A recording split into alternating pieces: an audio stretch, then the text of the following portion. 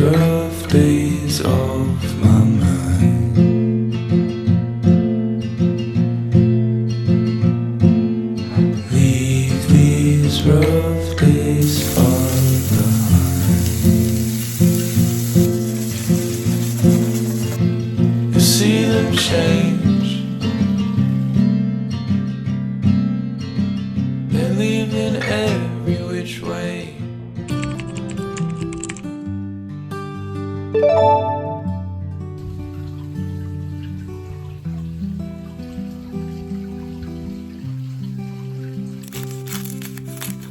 With 3 generations under one roof, our kitchen is always busy. And in this video, we're making a couple of staples that the whole family loves having around the house.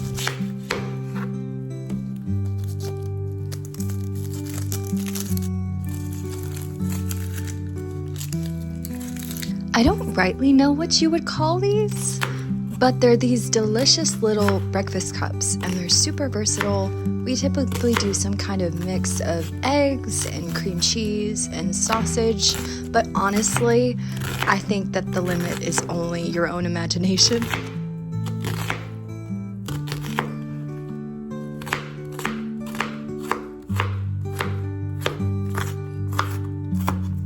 And don't stress too much about getting the onion finely chopped. We think that a rough chop tastes great. And then those went into the cast iron with some butter. I love the smell of onions cooking.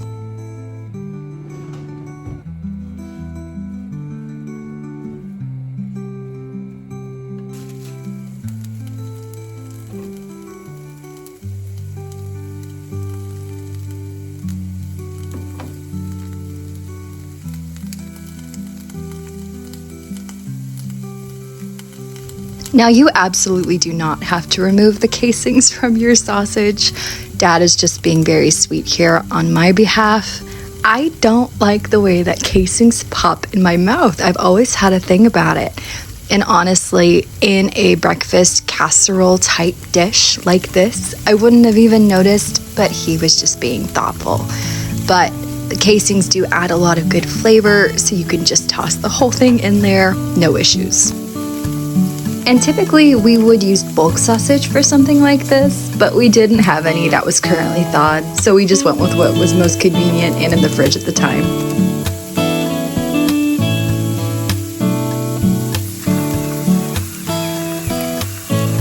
These fancy little pepper and salt grinders were presents from my mom, and I can't get over how cute they are. They're so much fun to use.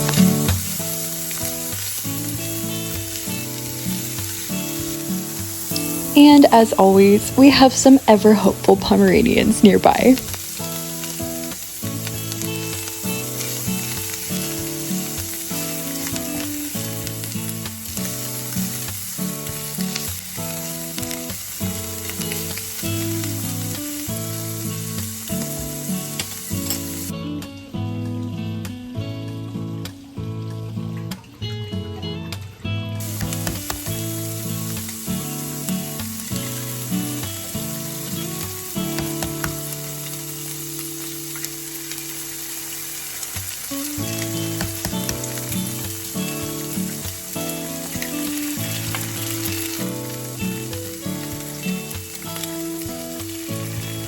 Now, this is a situation where inner beauty is truly what counts.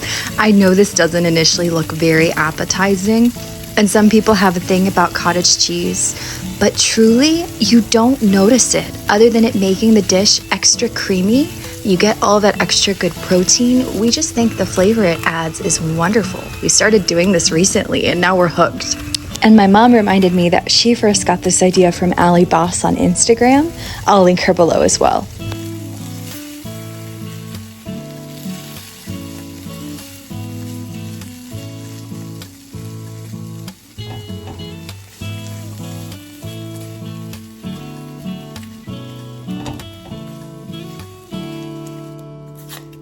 Mom and Dad make delicious homemade biscuits, but we've never gotten over our fondness for a good canned biscuit every now and then. And here he's cutting each piece into quarters.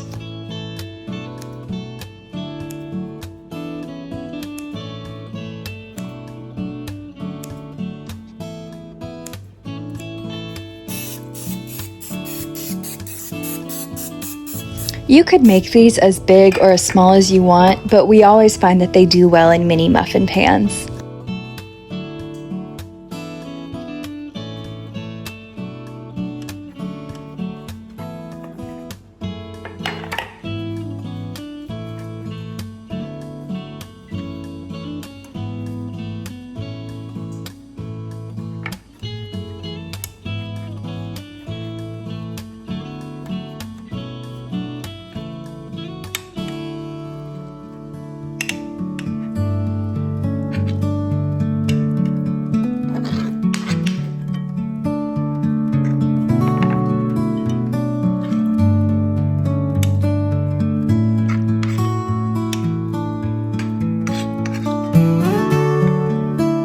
And top it with some cheese for a little extra zhuzh.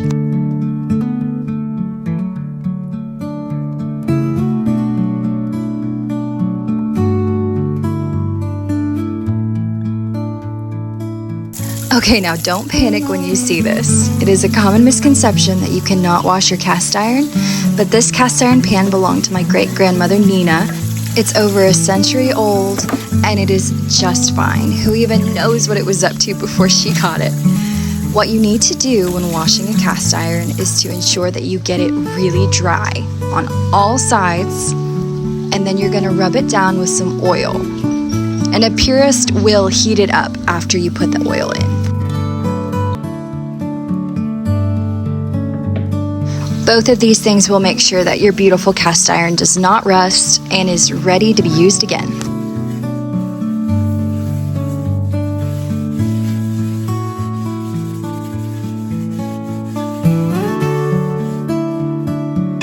After making the egg and sausage cups, Dad had a lot of biscuit dough left over, and so he decided to make one of my favorite things, which are these little cream cheese cinnamon sugar bites.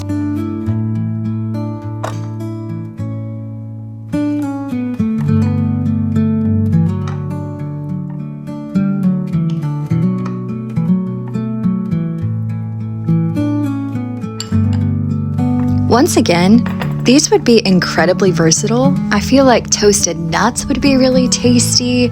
Any filling that you like, honestly, any topping. Lemon and blueberry with a cream cheese glaze. Honestly, the sky's the limit. Just think about what your family would most enjoy. And in addition to the cups, he decided to make little cinnamon sugar balls. He did say that in the future, if you want to try these, it would be better to have cut the biscuits into thirds rather than fourths. It would be a little bit easier to work with, but I think they still turned out delicious.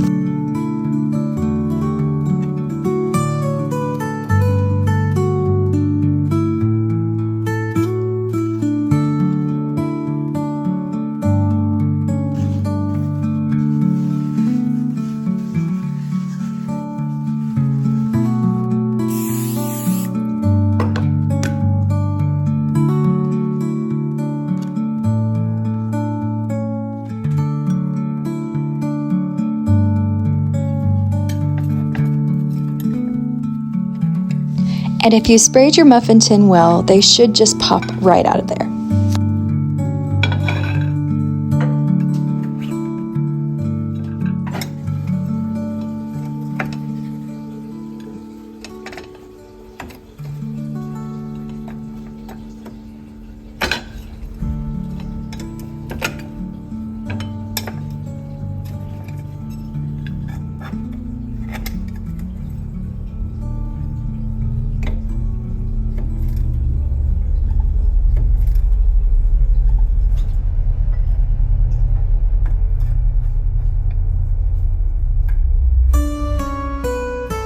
And as you can see, Dad had mixed opinions on how each of these items turned out, but we all ate them with smiles on our faces and songs in our hearts.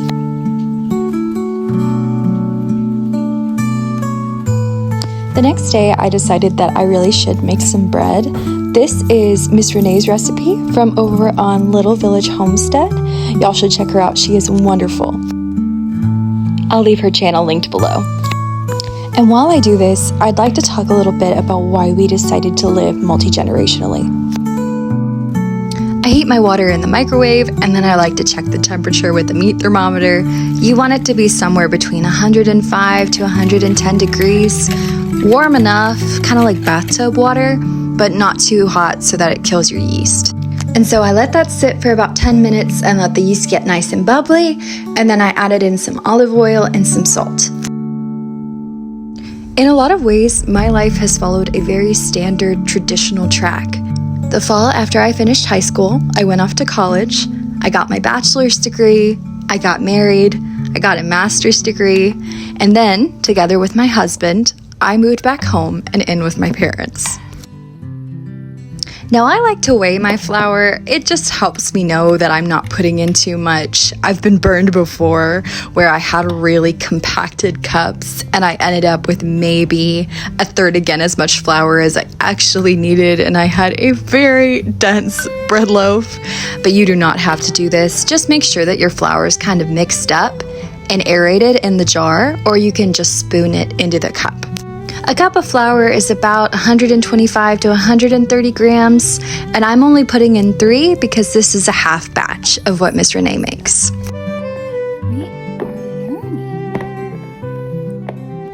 And even though moving back in with the parents was very much not the standard for couples from their mid-20s to their early 30s, it didn't feel weird to me at all because I had already been living multi-generationally for several years. When I was 15, my grandparents moved in with me, my brother, and my parents due to my grandfather's failing health, and my uncle came with them.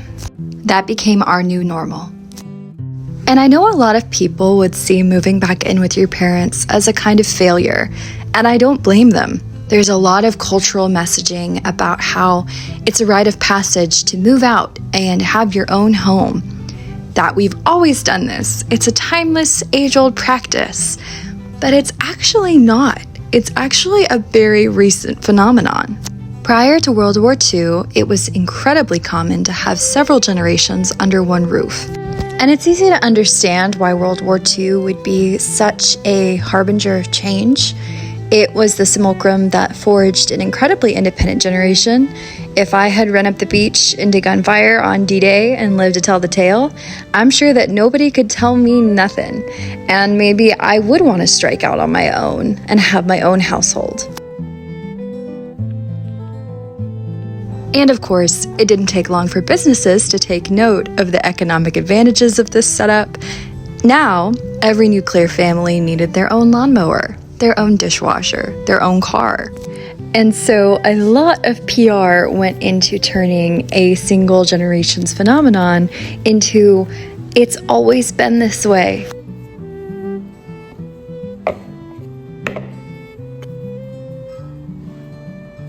And of course, you don't need me to tell you that the cost of living is only going up, and it is absolutely more feasible for us to live in one house all together as 5 adults than to try and split up into our own homes or apartments.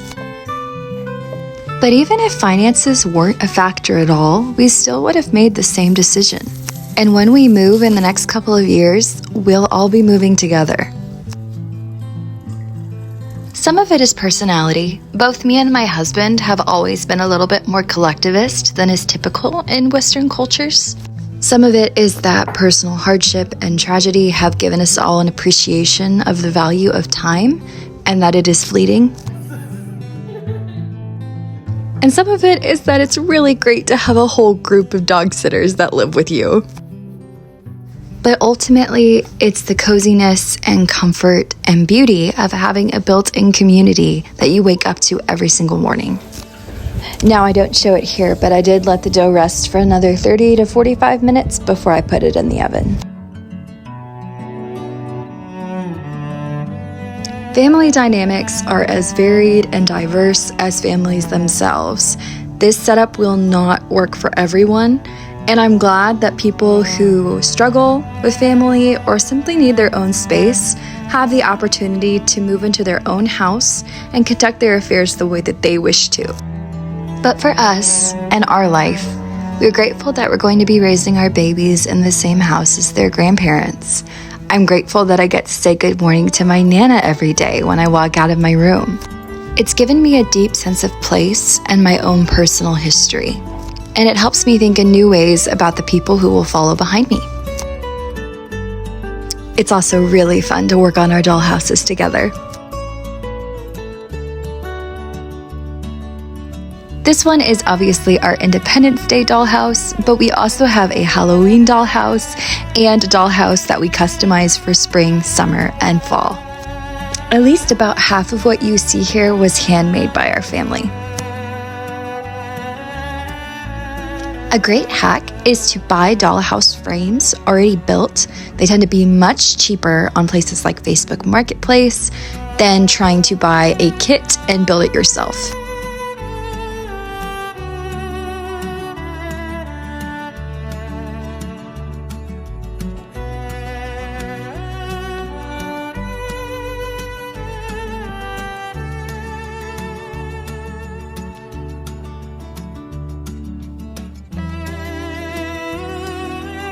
We love vintage, whimsical Americana, and you can very much see that in each of our dollhouses.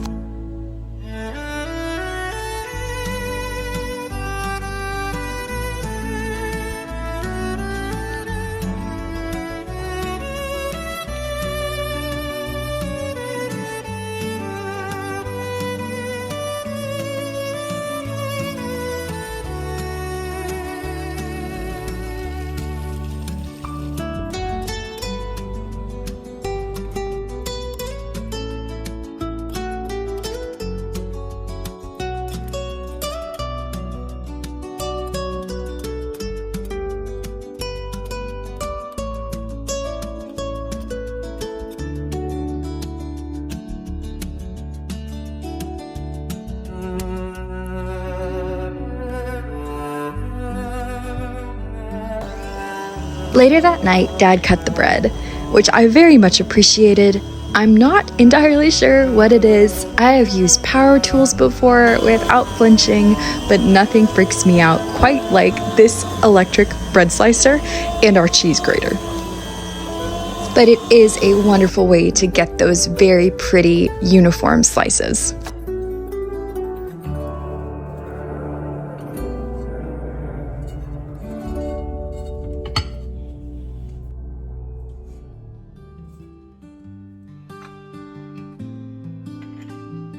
And of course, the obligatory dad taste test.